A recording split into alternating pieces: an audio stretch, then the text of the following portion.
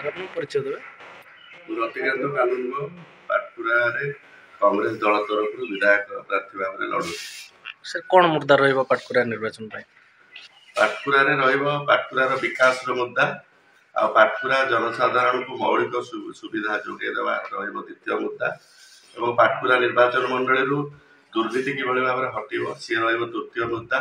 आ पाटपुरा रे जो बेकार युवक युवती माने अछंती से माने दादन खटिबा पई जाउछंती बाहर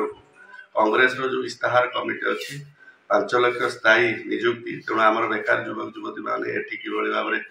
कर्म पाइबे निजुक्ति पाइबे दादन खटिवाई जीवेनि बाहर को यही सब जिन मुख्य मुद्दा।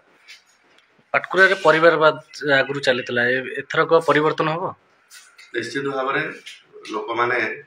एथर पाटकुरार स्वाभिमानी भोटर भाई भौणी मैंने निष्पत्ति नेबे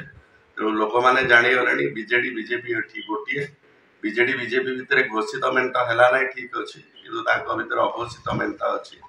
कांग्रेस ये एकमात्र विकल्प एवं बीजेडी दीर्घ 24-25 वर्ष है क्षमता रही पाटकुरार किसी विकास है ना केन्द्रापड़ा जिलार भी किसी विकास हो लोक मानकर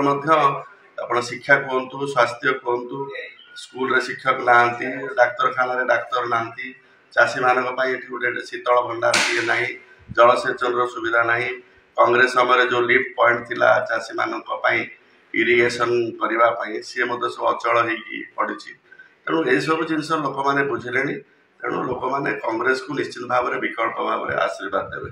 परिवर्तन निश्चित भाव में परिवर्तन हम कारण 25 वर्ष है जो भाव में माने लोकों विनाश ये दुई सरकार काम लोक मैंने बुझिले